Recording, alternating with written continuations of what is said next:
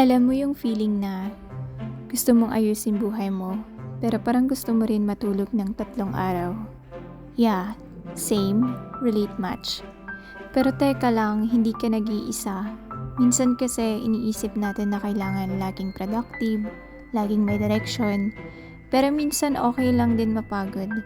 Okay lang maging kalog, okay lang maging gulo-gulo, pero happy. Kasi come on, sino ba dito yung nagsasabing starting today, mag-workout na ako. Tapos after 10 minutes, okay, pahinga muna, bukas na ulit. Okay naman yung nagsasabing pagpapayat pero biglang may nag-alok ng milk tea. Tapos syempre, hindi mo kayang tumanggi kasi baka ma-offend yung pearl. Pero guys, life doesn't need to be perfect para maging masaya. Minsan nga yung mga pinakakalog at sablay, sila pa yung mga pinakamatatag na puso. Kasi kahit ilang beses matumba, natatawa pa rin. Kahit ilang beses mabroken, marunong pa rin magmahal.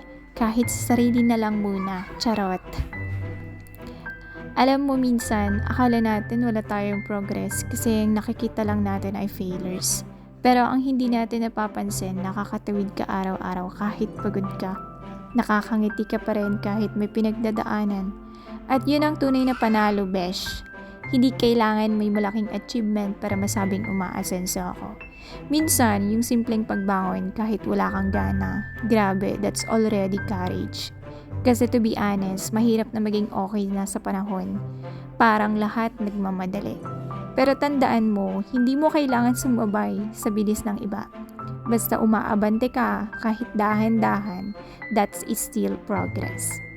Sabi nga nila, believe in yourself. Pero minsan, gusto ko silang sagutin ng, paano kung drain na ako?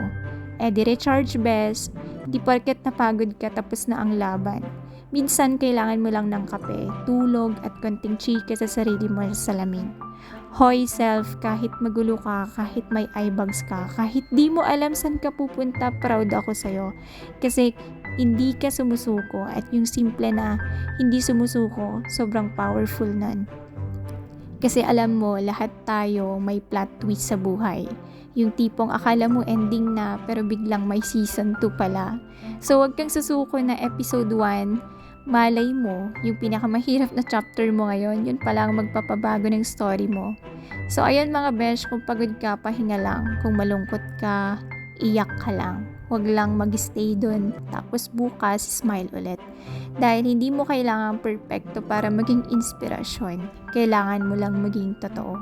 At kung may gusto kang simulan ng vlog, business, love life, diet, good luck dyan. Simulan mo ngayon na. Hindi kailangang handa kasi minsan habang ginagawa mo, dun mo marirealize na handa ka pala.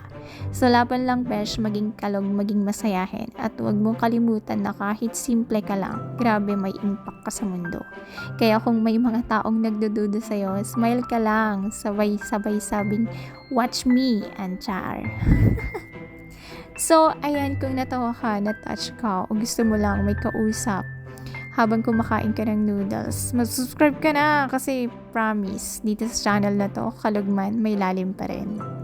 See you sa next video mga beshi. Stay kalog, stay kind, stay beautiful, chawarik. Bye!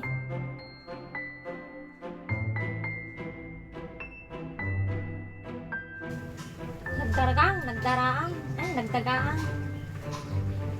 Nagpudot ti Pilipinas at perkon kayo mutun ane. Nagpudot ti Pilipinas at nakumamot ti free aircon dito ori dakkel nga electric palag tayat-tayat no windmill. Uray na pobre panagbiag ko. Ya uray imagay kakarit ko.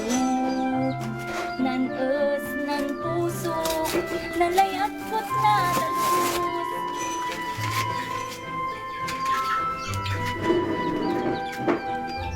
Shout out sa mga kabataan dyan. Maano ulam?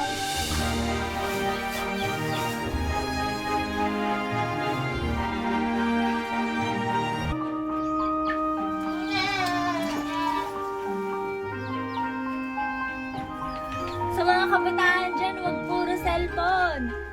Galaw-galaw din. Shout out sa mga kabataan dyan. Ano ulam mo? Siyempre, pag maganda, masarap ang ulam.